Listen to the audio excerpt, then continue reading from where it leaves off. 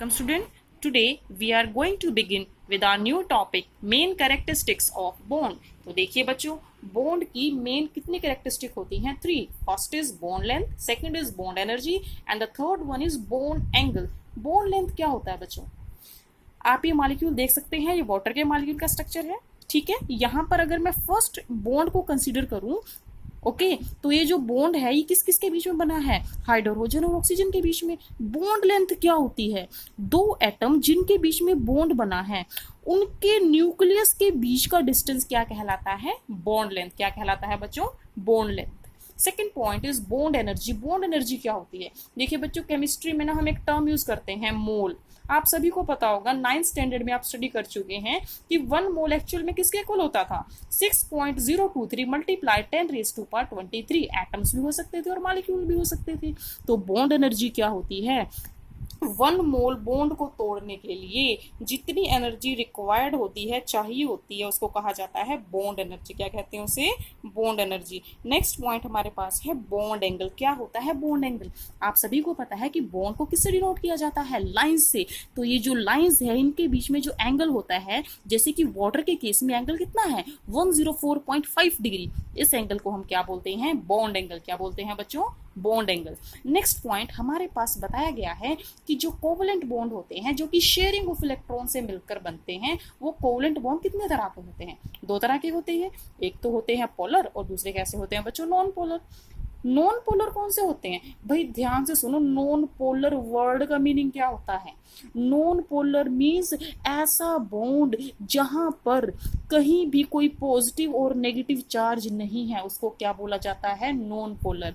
अगर मैं बात करूं H2N2O2 मॉलिक्यूल की, तो ये सारे मॉलिक्यूल सेम एटम से बनते हैं. ऐसे मॉलिक्यूल जो सेम एटम से मिलकर बनते हैं, वहां पर ना तो कोई पॉजिटिव चार्ज होता है और ना ही कोई नेगेटिव चार्ज होता है. तो मॉलिक्यूल या फिर बॉन्ड जहां पर पॉजिटिव और नेगेटिव चार्ज नहीं होता, उन बॉन्ड को या मॉलिक्यूल्स को क्या बोला जाता है? Non polar molecule. Gate it. Next point हमारे पास है पोलर कोवलेंट बॉन्ड. क्या होता है पोलर कोवलेंट बॉन्ड? ऐसा बॉन्ड जो 2 अलग अलग एटम के बीच में बनता है. और जहां पर भी वर्ड आए ना पोलर, पोलर का मतलब ऐसा मॉलिक्यूल, ऐसा बॉन्ड जहां पर पॉजिटिव चार्ज भी है और पॉजिटिव के साथ नेगेटिव भी है. ठीक है, पर यहाँ पर बच्चों एक कंडीशन है कि पोलर कोवलेंट बॉन्ड कब बनेगा. अगर आपके पास कोई मॉलिक्यूल है ना, तो उस मॉलिक्यूल में एक एटम तो ऐसा होना चाहिए जो इलेक्ट्रॉन डोनेट करने में इंटरेस्टेड हो, और दूसरा एटम ऐसा होना चाहिए जो इलेक्ट्रॉन एक्सेप्ट करने में इंटरेस्टेड हो. आपको 3rd चैप्टर में बताया था कि वो एटम जो इलेक्ट्रॉन एक्सेप्ट करने में बहुत ज्यादा इंटरेस्टेड होते हैं, उनको क्या बोला जाता है? इलेक्ट्रोनेगेटिव. हैलोजन, जितने भी एटम है हैलोजन में, सारे के सारे क्या होते हैं? इलेक्ट्रोनेगेटिव. रीजन क्या है आपको बता चुके हैं, क्योंकि जो हैलोजन है उनके वैलेंस शेल में कितने कितने इलेक्ट्रॉन थे? 7 इलेक्ट्रॉन थे. स्टेबल होने के लिए उनको कितने इलेक्ट्रॉन चाहिए? Just 1. Get it. Next point हमारे पास है कि ionic bond as the extreme case of the covalent bond. कहा गया है कि एक एक्सट्रीम केस को कोवलेंट बॉन्ड के क्या कहते हैं हम? Ionic bond. देखिए क्या मतलब है इस लाइन का. देखिए, जब भी आपके पास बॉन्ड 2 अलग अलग एटम के बीच में बनता है, जैसे कि HCl मॉलिक्यूल है, ठीक है, जिनकी इलेक्ट्रोनेगेटिविटी अलग अलग होती है, ठीक है, तो वहां पर जो बहुत ज्यादा इलेक्ट्रोनेगेटिव एटम होता है, वो क्या कोशिश करता है? वो कोशिश ये करता है कि बॉन्ड के दोनों इलेक्ट्रॉनों को अपनी तरफ खींच लो. ठीक है, गेट इट. और दूसरा पॉइंट सुनिए, यहां पर बताया गया है कि अगर आपके पास 2 एटम जो कि कोवलेंट बॉन्ड से जुड़े हुए हैं, अगर वहां पर 2 एटम के बीच में इलेक्ट्रोनेगेटिविटी का डिफरेंस बहुत ज्यादा हो, बहुत ज्यादा का मतलब क्या होता है? कि एक तो बहुत ज्यादा इलेक्ट्रोनेगेटिव हो और एक बहुत ज्यादा इलेक्ट्रोपॉजिटिव हो. ठीक है भाई, जब ऐसा कंडीशन आ जाती है ना कि एक बहुत ज्यादा इलेक्ट्रॉन लेने में इंटरेस्टेड है, एक दूसरा बहुत ही ज्यादा इलेक्ट्रॉन एक्सेप्ट करने में इंटरेस्टेड है, तो वो कंप्लीट इलेक्ट्रॉन ट्रांसफर करेंगे. और आपको पता होना चाहिए, जब भी कंप्लीट ट्रांसफर ऑफ इलेक्ट्रॉन होगा तो बॉन्ड हमेशा कैसा बनेगा? आयनिक बनेगा. Get it students. अब नेक्स्ट पार्ट हम क्या स्टडी करेंगे? Partial ionic character of covalent bond. मतलब क्या बताया गया है? पहले तो मैंने क्या बात की कि जो कोवलेंट बॉन्ड होता है वो एक्सट्रीम केस होता है आयनिक बॉन्ड का. अब मैं क्या कह रही हूं कि जो कोवलेंट बॉन्ड है उसके अंदर थोड़ा सा आयनिक कैरेक्टर भी होता है. देखिए कैसे. आपके पास दो एटम, ऐसे एटम जो कैसा बॉन्ड बना रहे हैं, कोवलेंट बॉन्ड, और दोनों की इलेक्ट्रोनेगेटिविटी क्या है, अलग अलग है, ठीक है। तो जो उनके बीच में बॉन्ड बनेगा वो कैसा बनेगा, पोलर। पोलर मीन्स क्या होता है बच्चों, मतलब ऐसा बॉन्ड जिसके अंदर कैसा करेक्टर है, आयनिक करेक्टर। आयनिक मतलब जहां पर भी वर्ड आए ना, आयनिक मतलब कंप्लीट ट्रांसफर से रिलेटेड है, ठीक है।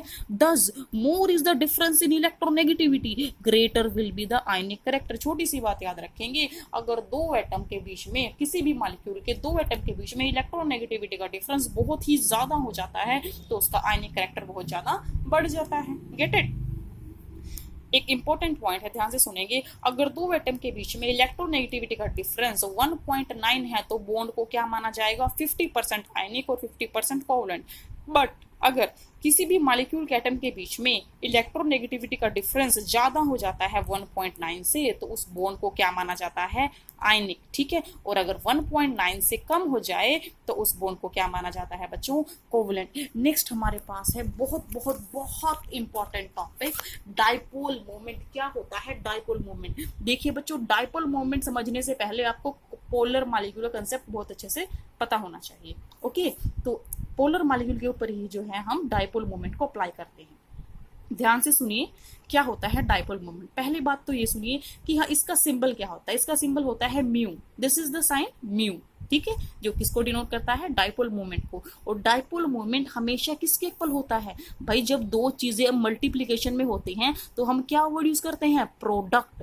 तो जो डाइपोल मोमेंट है वो दो चीजों का प्रोडक्ट होता है। किस किस का, क्यू किसको डिनोट करता है, चार्ज को, और डी किसको डिनोट करता है, डिस्टेंस को। Get it. तो समझ में आया क्या होता है dipole moment. Dipole moment it is product of net positive और negative charge and the distance between the two atoms, और you can say two charges. Okay, ठीक है। अब भाई नेट का मतलब क्या है, यहाँ पर नेट पॉजिटिव या फिर नेट नेगेटिव। भाई एक मॉलिक्यूल में पॉजिटिव चार्ज भी है, नेगेटिव भी है। कोई चार्ज ज्यादा हो सकता है, पॉजिटिव चार्ज, नेगेटिव चार्ज कम हो सकता है, कुछ भी हो सकता है, पर जो नेट वैल्यू बचेगी ना चार्ज की, उसको क्या बोलेंगे, नेट वैल्यू। ओके, अब देखिए जो डाइपोल मोमेंट है ये बहुत इंपॉर्टेंट क्वेश्चन है 1 मार्क के हिसाब से। इसकी यूनिट क्या होती है, इसकी यूनिट होती है बच्चों डिबाई। डिबाई का सिंबल क्या होता है, कैपिटल डी। 1D किसके इक्वल होता है, 10⁻⁻18 ESU। ESU का मतलब क्या होता है बच्चों, इलेक्ट्रोस्टैटिक यूनिट। Get it. अब नेक्स्ट पॉइंट देखिए, डाइपोल मोमेंट कैसी क्वांटिटी होती है, वेक्टर क्वांटिटी। आप 10th स्टैंडर्ड में पढ़ चुके हैं, 9th में भी आपने स्टडी किया था कि हमारे पास दो तरह की क्वांटिटी होती थी फिजिक्स में, एक होती थी स्केलर और दूसरी क्या होती थी, वेक्टर, ठीक है। Get it. जो वेक्टर क्वांटिटीज होती हैं इनकी डायरेक्शन भी होती है और इनका मैग्नीट्यूड भी होता है, ठीक है। तो इसका मतलब तो क्या हुआ कि डाइपोल मोमेंट का कुछ ना कुछ डायरेक्शन होगा। देखो डाइपोल मोमेंट का कहाँ से कहाँ डिनोट किया जाता है। मेरे पास HCl एक मॉलिक्यूल है, इसमें पॉजिटिव पार्ट भी है, नेगेटिव पार्ट भी है। डाइपोल मोमेंट दिखाने के लिए मैं एक एरो लगाती हूँ, ठीक है। एरो की शुरुआत हमेशा कहाँ से की जाएगी, पॉजिटिव पार्ट से, और एरो को खत्म कहाँ किया जाता है, नेगेटिव पार्ट पर। याद रखना है इस बात को, very important. Next point, dipole moment का फायदा क्या है, क्या बेनिफिट है हमें डाइपोल मोमेंट का। फर्स्ट पॉइंट, अगर हमें ये पता करना है कि बॉन्ड पोलर है या नहीं है, वो किससे पता चलेगा, डाइपोल मोमेंट से। याद रखना, जो मॉलिक्यूल नॉन पोलर होते हैं लाइक H2N2O2, उनका डाइपोल मोमेंट हमेशा क्या होता है, 0। और वो मॉलिक्यूल जो कि पोलर होते हैं उनका डाइपोल मोमेंट कभी भी 0 नहीं होता, कुछ ना कुछ डाइपोल मोमेंट की उनकी वैल्यू होती है। नेक्स्ट पॉइंट, हमारे पास कुछ एक मॉलिक्यूल की शेप निकालने के लिए भी हम डाइपोल मोमेंट का यूज कर सकते हैं, ठीक है। अब देखिए वो कैसे, कुछ एक मॉलिक्यूल ऐसे होते हैं जिनके अंदर जो डाइपोल मोमेंट होता है, ठीक है। मैंने क्या कहा, the shape of the molecule possessing some dipole moment are not symmetrical. That means, ध्यान से सुनेंगे, कई बार ऐसे मॉलिक्यूल होते हैं जिनके अंदर डाइपोल मोमेंट होता है और उनकी जो शेप है वो सिमेट्रिकल नहीं होती, सिमेट्रिकल नहीं होती, ठीक है। नेक्स्ट पॉइंट, हमारे पास कुछ एक मॉलिक्यूल ऐसे होते हैं जो बिल्कुल सिमेट्रिकल होते हैं। सिमेट्री का मतलब पता है ना कि सब कुछ इक्वल इक्वल, उसको क्या बोलते हैं, सिमेट्रिकल। ओके, जैसे अगर मैं आपकी ह्यूमन बॉडी का एग्जांपल, अगर मैं ह्यूमन बॉडी को एक वर्टिकल प्लेन के अलोंग काट देती हूँ तो मेरे पास जो दो पार्ट बनेंगे वो क्या है, बिल्कुल सेम है, ठीक है। इसका मतलब क्या हुआ कि हमारी जो ह्यूमन बॉडी है उसमें क्या है, सिमेट्री है, क्या है, सिमेट्री है। Gate it. तो क्या बताया गया सेकंड पॉइंट में कि कुछ मॉलिक्यूल ऐसे होते हैं, नो डाउट वो दिखने में पोलर लगेंगे आपको, बट उनका डाइपोल मोमेंट कितना आता है, 0। क्यों आया 0? क्योंकि वो कैसे थे, सिमेट्रिकल थे। देखिए एग्जांपल CO2 मॉलिक्यूल का, अगर मैं बात करूं CO2 की, इसमें कार्बन अलग है, ऑक्सीजन अलग है, तो आपके हिसाब से तो क्या है, ये पोलर मॉलिक्यूल है। ठीक है, क्या है मॉलिक्यूल, पोलर। पर अगर डाइपोल मोमेंट की बात करें तो CO2 का जो डाइपोल मोमेंट है वो 0 आता है। अब देखिए 0 क्यों आया, आपके पास कितने एटम है, यहाँ पर 2 एटम है, एक तो कार्बन है और एक ऑक्सीजन है। अपने आप दिमाग लगाइए, कार्बन ज्यादा इलेक्ट्रोनेगेटिव होगा या ऑक्सीजन?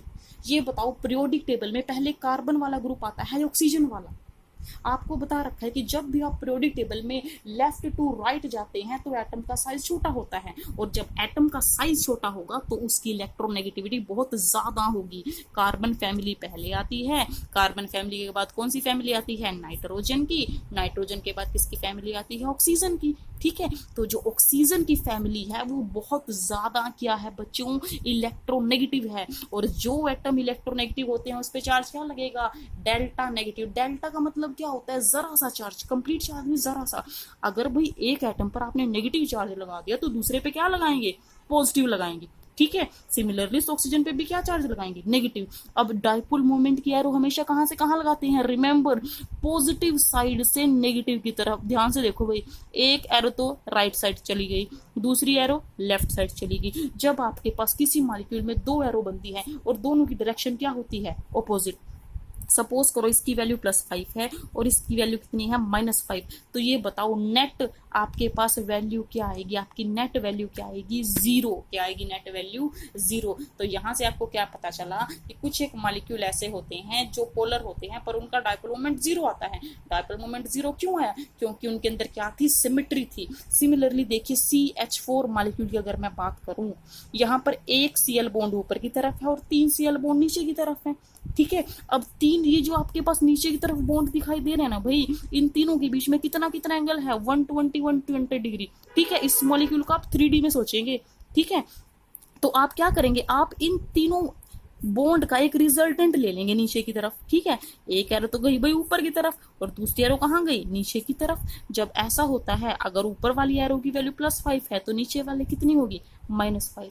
नेट वैल्यू कितनी आई म्यू की, 0 आई। कितनी आई, 0। पर अगर मैं वाटर और अमोनिया के मॉलिक्यूल की बात करूं, यहाँ पर कुछ ना कुछ डाइपोल मोमेंट आया है। अगर डाइपोल मोमेंट आया है दैट मीन्स ये मॉलिक्यूल सिमेट्रिकल नहीं है। नेक्स्ट पॉइंट देखिए बच्चों, डाइपोल मोमेंट की हेल्प से हम परसेंटेज आयनिक करेक्टर भी निकाल सकते हैं। फॉर्मूला क्या है, look at the formula. Percentage ionic character is equal to mu. Mu means क्या होता है, dipole moment observed divided by mu ionic multiply by 100. Okay students, so that's all for today. Thank you.